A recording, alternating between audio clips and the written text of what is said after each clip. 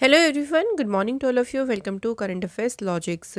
Morning हो गई है फ्रेंड्स। मैं आप सभी के लिए लेके आ गई हूँ आज का डेली करंट अफेयर्स का इंपॉर्टेंट सेशन। आज इस वीडियो सेशन में हम 2 दिन का करंट अफेयर्स कवर करेंगे, जिसमें हम 4 और 5 दिसंबर के हम सभी इंपॉर्टेंट क्वेश्चंस को देखेंगे। सो मैं आपको डेली करंट अफेयर्स के सारे मोस्ट इंपॉर्टेंट क्वेश्चंस कराऊंगी आपके एग्ज़ाम के पर्पज़ से, एंड उसके बाद हम स्टैटिक के कुछ क्वेश्चंस करेंगे। तो मैंने आज मिक्स्ड क्वेश्चंस लिए हैं स्टैटिक जीके के, जो आपके एग्ज़ाम में काफ़ी रिपीटेड होते हैं। वो क्वेश्चंस आज हम इस वीडियो सेशन में देखने वाले हैं। इस वीडियो सेशन के लास्ट में आपको 2 टेस्ट क्वेश्चंस मिलेंगे, उनके आंसर आप लोग मुझे कमेंट बॉक्स में ज़रूर लिखिए। तो चलिए शुरू करते हैं आज के इस क्लास को। इसका जो पीडीएफ है देखिए, वो आपको हमारे ना टेलीग्राम से मिल जाएगा, जिसका नाम है करंट अफेयर्स लॉजिक्स। आप लोग इसे टेलीग्राम पर जाकर जुड़ सकते हैं, सर्च कर भी सकते हैं, या डिस्क्रिप्शन में जो लिंक दिया है वहाँ से भी आप लोग ज्वाइन हो सकते हैं। तो यहाँ आपको फ्री पीडीएफ मिल जाती हैं। आपको यहाँ पे हम क्विज़ कराते हैं, जैसे हम कोई भी आपको वीडियो दे रहे हैं तो उसके हम क्वेश्चंस यहाँ पे आपको देते हैं, ताकि आप उनको और भी रिवाइज कर सकें। तो जल्दी से जाएँ, आप लोग इस ग्रुप से ज़रूर जुड़ें।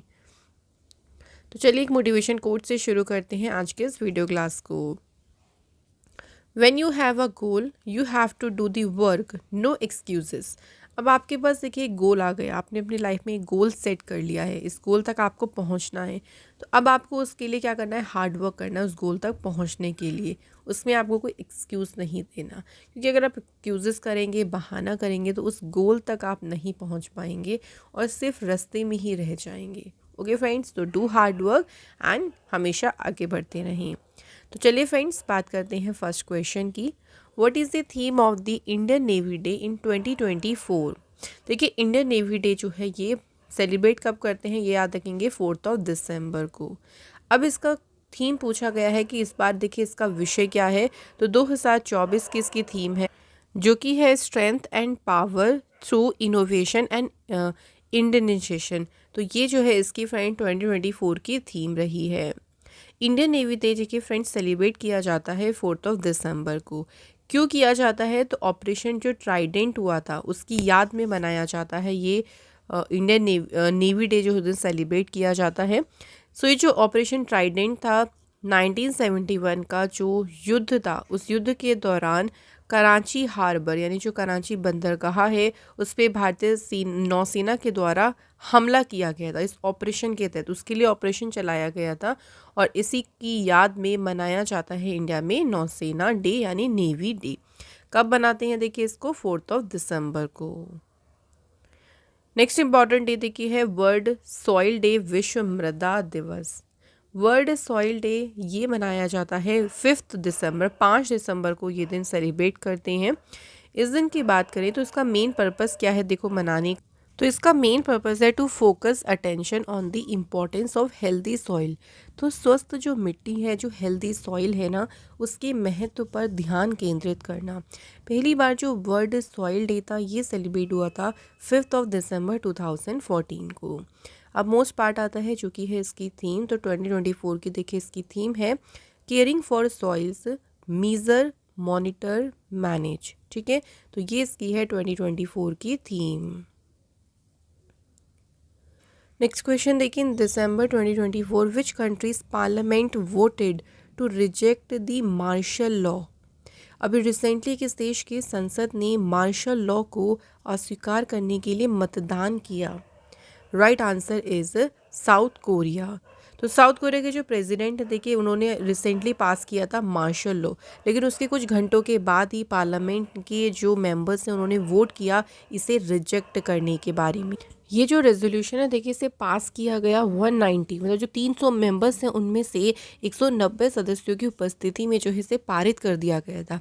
लेकिन उसके बाद इसको जो है रिजेक्ट भी किया गया है इस मार्शल लॉ को। साउथ कोरिया में 1980 के बाद ये पहली बार था जब मार्शल लॉ को डिक्लेयर किया गया था।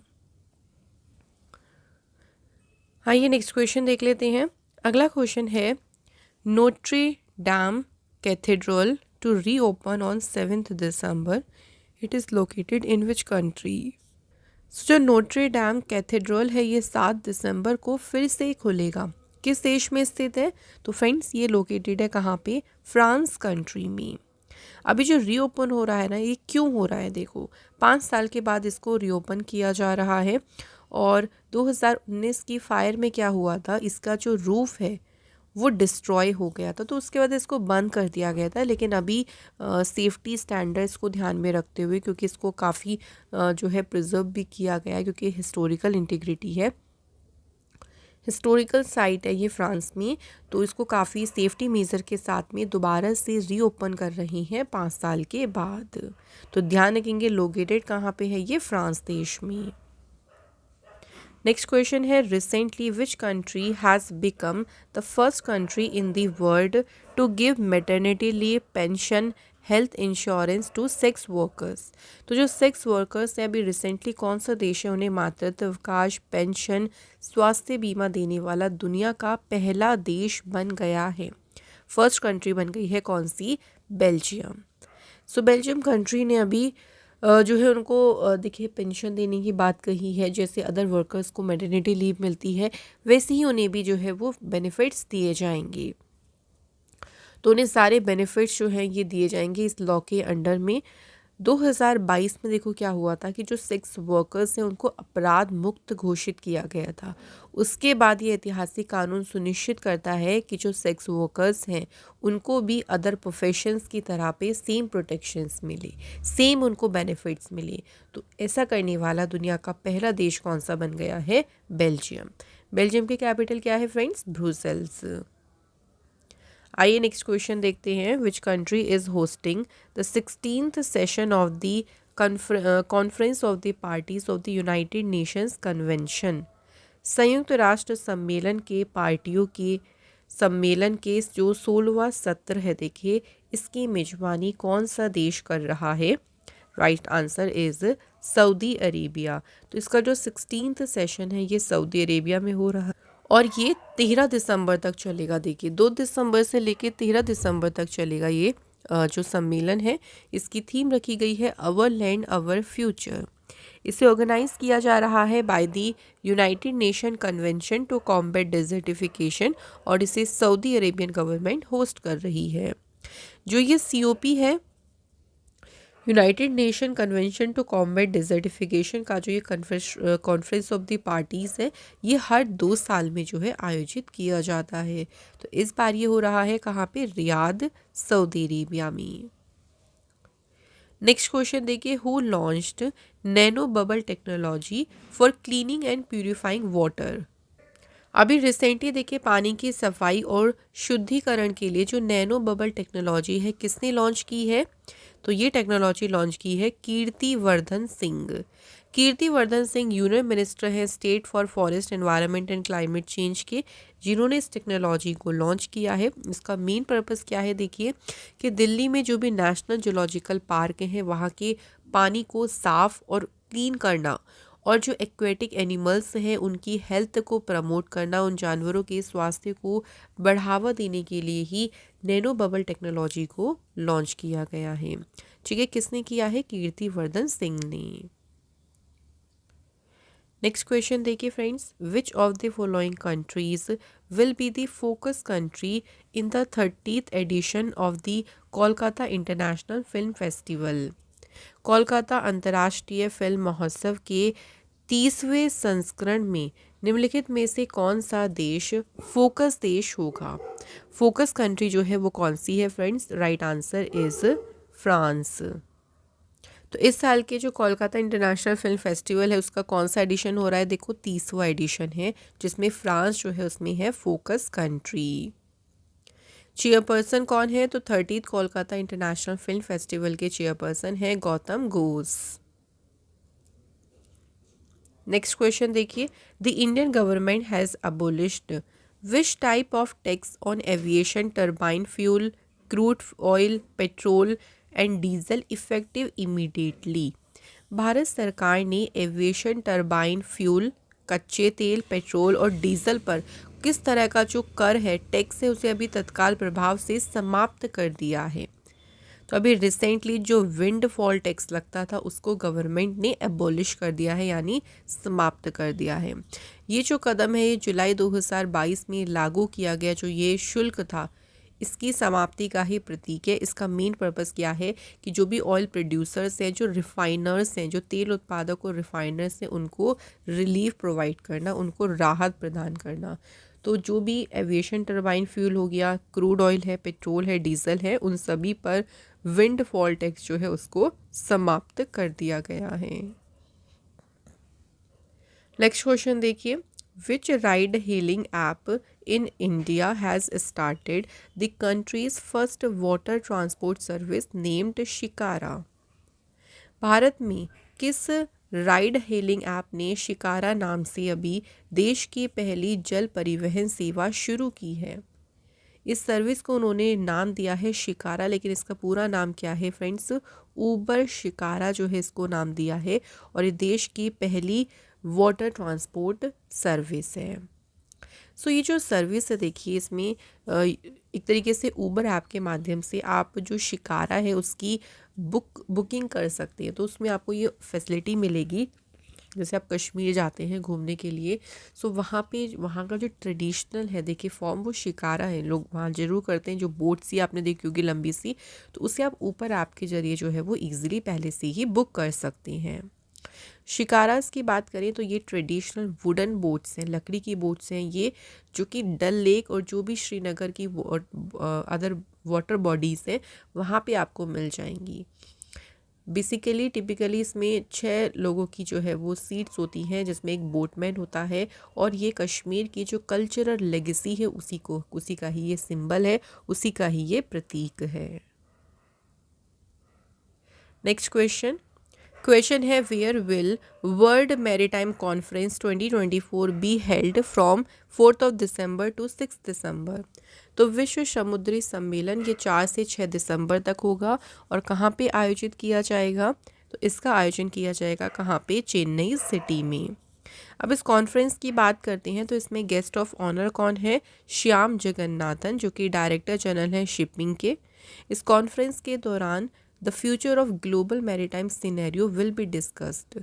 तो जो हमारा ग्लोबल मैरीटाइम सिनेरियो का फ्यूचर है देखिए, उसे जो है वो डिस्कस किया जा रहा है यहाँ पे।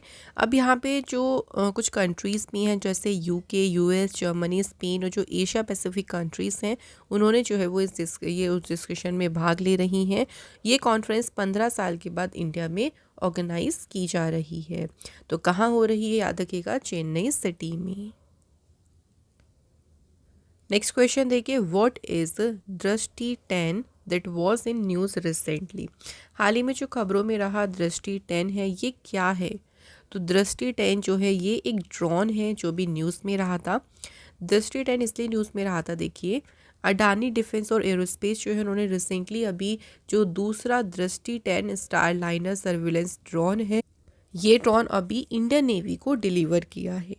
पहला जो था पहला जो सर्विलेंस ड्रोन था दृष्टि 10 का, ये जनवरी के टाइम पे डिलीवर किया गया था।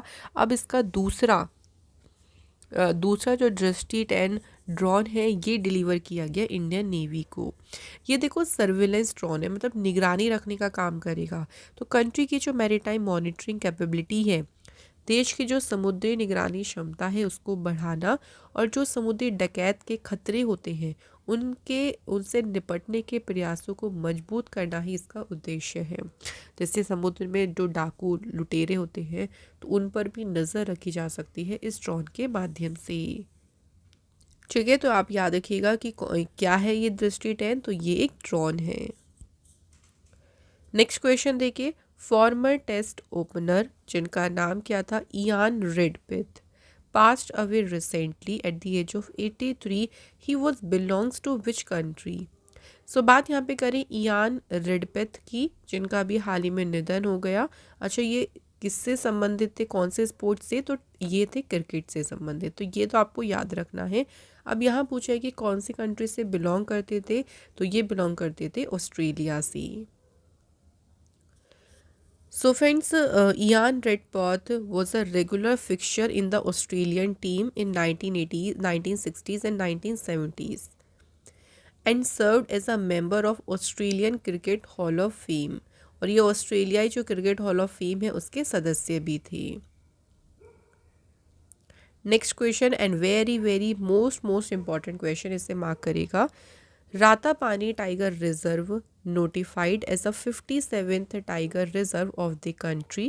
It is located in which state?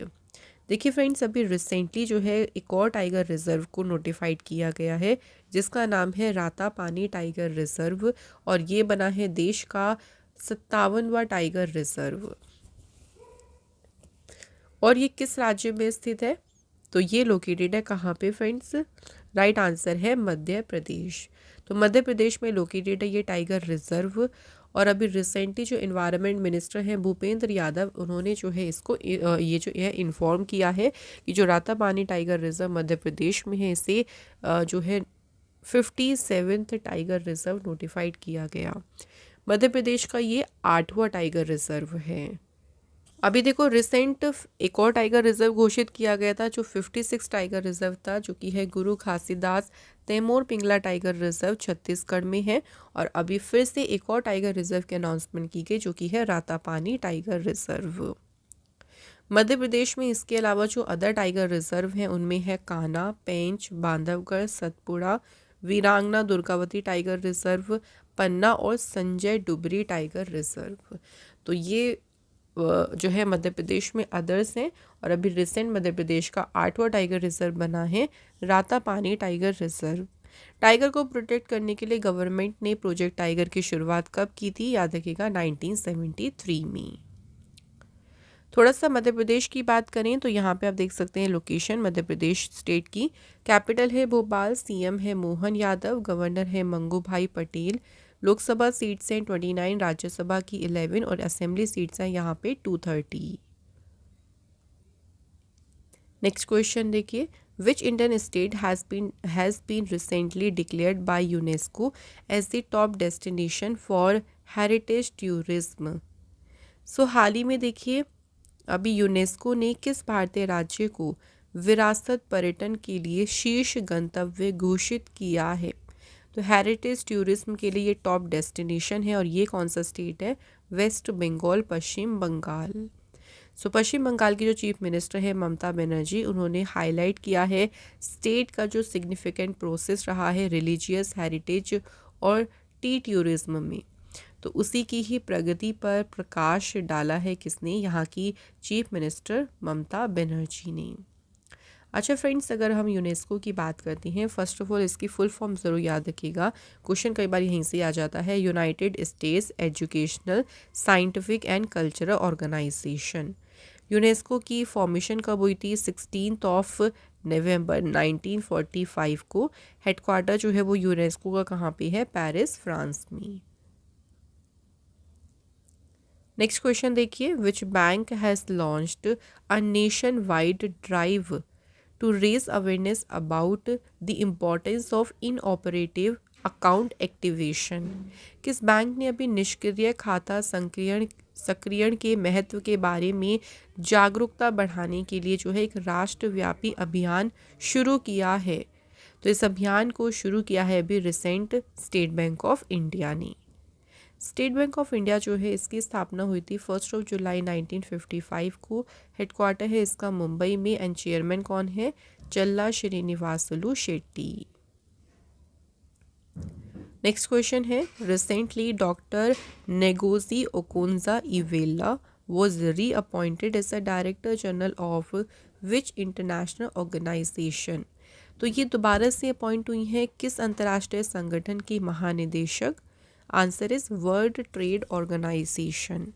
So question बस थोड़ा सा डिफरेंट तरीके से पूछा है। क्वेश्चन आ सकता है कि वर्ल्ड ट्रेड ऑर्गेनाइजेशन की डायरेक्टर जनरल पद पे रीअपॉइंट कौन हुई हैं? नाम याद रखना है, doctor Ngozi Okonjo Iweala. World trade organisation की देखिए स्थापना हुई थी 1 जनवरी 1955 में। हेडक्वार्टर है इसका जेनेवा में। फर्स्ट डायरेक्टर जनरल कौन थे? Peter Sutherland. और अभी करंट में है Ngozi Okonjo Iweala. Members country कितनी है? 164। Next question, who was elected as a new chief minister of the Maharashtra? सो अभी महाराष्ट्र में देखिए नए मुख्यमंत्री के रूप में किसे चुना गया है? सो भारतीय जनता पार्टी के लीडर हैं देवेंद्र फडणवीस, जो रिसेंटली महाराष्ट्र के बन गए हैं चीफ मिनिस्टर। तो तीसरी बार जो है ये महाराष्ट्र के चीफ मिनिस्टर के रूप में शपथ लेंगे। महाराष्ट्र की फॉर्मेशन हुई थी 1 मई 1960 को। कैपिटल यहाँ पे मुंबई है और गवर्नर है यहाँ के CP राधाकृष्णन। अगला क्वेश्चन है, Arjun Erigaisi became dash Indian to achieve 2800 ELO rating. Arjun Erigaisi जो है ये 2800 ELO रेटिंग हासिल करने वाले दूसरे भारतीय बन गए हैं। तो यहाँ पे याद रखेंगे सेकंड इंडियन बन गए हैं। इनसे पहले ये रेटिंग हासिल करी है किसने? विश्वनाथ आनंद ने। 5 बार के वर्ल्ड चैंपियन रहे हैं विश्वनाथन आनंद। तो उनके बाद दूसरे इंडियन बने हैं जिन्होंने इसको अचीव किया है, उनका नाम है अर्जुन एरिगेसी। अर्जुन एरिगेसी अगर वर्ल्ड वाइड बात करें तो 2800 ELO रेटिंग तक पहुंचने वाले ये 16th चैंपियन बन गए हैं पूरे वर्ल्ड वाइड। लेकिन इंडियंस कौन से हैं? सेकंड। नेक्स्ट क्वेश्चन है, who has won formula 1 Qatar grand pre 2024 title. Recently जो आयोजित हुआ है कतर ग्रैंड प्रिक्स, ये किसने जीता है? तो ये रिसेंटली जीता है किसने? मैक्स वर्स्टपेन ने। रिसेंटली देखिए ग्रैंड प्रिक्स हम बात करें 2024 के विनर्स के बारे में। सो कतर ग्रैंड प्रिक्स में विनर रहे Max Verstappen. US grand prix जीती फरारी के चार्ल्स लेक्लर्क ने। सिंगापुर के विनर रहे Lando Norris. Azerbaijan grand prix के विनर रहे हैं Oscar Piastri. Italian grand prix जीती है चार्ल्स लेक्लर्क ने। डच ग्रैंड प्रिक्स जीती लैंडो नॉरिस ने। बेल्जियन ग्रैंड प्रिक्स जीती है लुइस हैमिल्टन ने। और हंगेरियन ग्रैंड प्रिक्स जीती है मैक्लरेन के ऑस्कर पियास्त्री। तो फॉर्मूला 1 विनर से भी कोई ना कोई क्वेश्चन एग्जाम में ज़रूर मिल जाएगा देखने को, तो इसे कवर करके ज़रूर जाएं। सो यहाँ हमारे कंप्लीट हो गए हैं सभी करंट अफेयर्स के क्वेश्चंस। स्टैटिक जीके में हम बात करेंगे आज मिक्स्ड क्वेश्चंस के बारे में। सो देखिए फर्स्ट क्वेश्चन है, peacock island temple is also known as. Peacock island temple को ऑल्सो कहा जाता है उमनदा टेम्पल। ये टेम्पल 1964 में अहोम किंग गदाधर सिंघा ने बनवाया था। Next, Biraja temple, Raja Rani temple और जो समलेश्वरी टेम्पल्स हैं कहाँ लोकेटेड हैं? तो ये सभी टेम्पल्स हैं उड़ीसा में।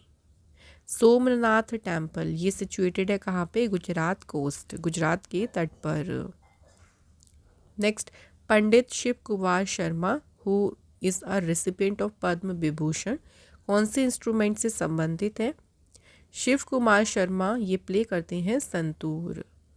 इन which year did independent India win its first Olympic gold medal.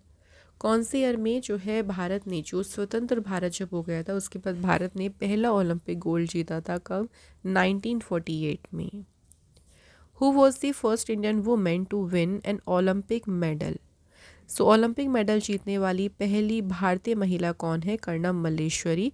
इनको 1995 में राजीव गांधी खेल रत्न अवार्ड मिला एंड 1999 में इनको मिला था Padma Shri award. Next question, which countries are separated by the McMahon line. So McMahon line जो है इससे कौन कौन सी कंट्रीज सेपरेटेड है? India and China. Which mineral is also known as horn silver. कौन सा मिनरल है जिसे हॉर्न सिल्वर भी कहा जाता है? सिल्वर आयोडाइड, जिसका फॉर्मूला है AgCl। नेक्स्ट क्वेश्चन देखिए, which of the two gases are mainly involve in the Haber Bosch process. Haber Bosch process में जो मेनली 2 गैसेस इन्वॉल्व होती हैं वो है नाइट्रोजन और हाइड्रोजन। फादर ऑफ बैक्टीरियोलॉजी किसे कहते हैं? लुइस पास्चर को। किस रिवर को लाइफलाइन ऑफ छत्तीसगढ़ कहा जाता है? तो कौन सी रिवर है? महानदी। चैल हिल स्टेशन ये कहाँ लोकेटेड है? तो ये है हिमाचल प्रदेश में। कौन सा हिल स्टेशन है जिसको क्वीन ऑफ सतपुड़ा कहा जाता है? तो ये कौन सा है? Pachmarhi hill station. सो ये हमारे कंप्लीट हो गए हैं फ्रेंड्स स्टैटिक के क्वेश्चंस भी। अब आता है revision time. So last video यानी 3 दिसंबर के क्वेश्चंस को हम लोग रिवाइज करेंगे। सो फर्स्ट क्वेश्चन देखिए, भारत ने किस देश के साथ में की है हरिमो शक्ति एक्सरसाइज। तो ये एक्सरसाइज इंडिया ने की है किसके साथ में? मलेशिया के साथ। और कौन सा एडिशन हुआ इस बार? इसका 4th। नेक्स्ट क्वेश्चन देखिए, which organization has approved a loan of $98 million to the government of India to increase horticulture crop productivity in the country. तो ये जो $98 मिलियन का लोन है ये दिया है एशियन डेवलपमेंट बैंक ने। नेक्स्ट है इंडियाज़ फर्स्ट अष्टलक्ष्मी फेस्टिवल, ये कौन से शहर में आयोजित किया जाएगा? Answer is new Delhi. Next question, 14th edition of the Asia Oceania meteorological satellite users conference कहाँ पे आयोजित हुई? तो ये आयोजित की गई है फ्रेंड्स न्यू दिल्ली में। नेक्स्ट क्वेश्चन है, where has the Indian army successfully installed optical fibre connectivity for the first time? भारतीय सेना ने पहली बार सफलतापूर्वक जो ऑप्टिकल फाइबर कनेक्टिविटी है ये स्थापित की है सियाचिन में। नेक्स्ट क्वेश्चन है, what was the primary focus of the eat right fair in Una? Eat right fair का जो मुख्य उद्देश्य है क्या है? Promoting local farm produce and food prepared by the women self help groups. Next question, which state is set to launch a comprehensive insurance scheme to cover its entire cattle population? कौन सा राज्य अपनी संपूर्ण मवेशी आबादी को cover करने के लिए एक व्यापक बीमा योजना शुरू करने जा रहा है? तो ये कौन सा स्टेट है? तो यहाँ पे फ्रेंड्स राइट आंसर है केरल स्टेट। नेक्स्ट क्वेश्चन है, which state government launched mission Arun Himveer? Mission Arun Himveer जो है ये किसने शुरू किया है? अरुणाचल प्रदेश ने। नेक्स्ट है, who has taken over as the youngest president of ICC? ICC के सबसे युवा अध्यक्ष का पद संभाला है जय शाह ने। सो यहाँ हमारे कंप्लीट हो गए हैं रिवीजन क्वेश्चंस भी। नाउ बात करते हैं टेस्ट क्वेश्चन की। सो 2 क्वेश्चन आपको यहाँ पे देखने को मिलेंगे, उनके आंसर फ्रेंड्स आप लोग मुझे कमेंट सेक्शन में ज़रूर लिखें। तो फर्स्ट क्वेश्चन देखिए, अभी रिसेंटली कौन सा देश है जो इंटरनेशनल सोलर अलायंस का 104वां सदस्य मेंबर बना है? कौन सी कंट्री है जो रिसेंटली मेंबर बनी है आईएसए की? सेकंड देखिए, डूमा बोको जो हैं किस देश के राष्ट्रपति चुने गए? तो ये आपके 2 क्वेश्चंस हो गए हैं, आज के टेस्ट क्वेश्चंस हैं ये। इनके आंसर आप लोग कमेंट बॉक्स में ज़रूर लिखिए। तो आज का हमारा जो डेली करंट अफेयर्स का मोस्ट इंपॉर्टेंट सेशन है हो गया है फ्रेंड्स कंप्लीट। सो मैंने आपको दोनों दिन के जो मोस्ट इंपॉर्टेंट क्वेश्चंस थे वो कवर करा दिए हैं फ्रेंड्स। आई होप सो आज का सेशन अच्छा रहा होगा एंड इसी तरह से हम लोग डेली सीए में आपके लिए मोस्ट इंपॉर्टेंट क्वेश्चंस को लेके आती हैं। Thank you so much for watching this video.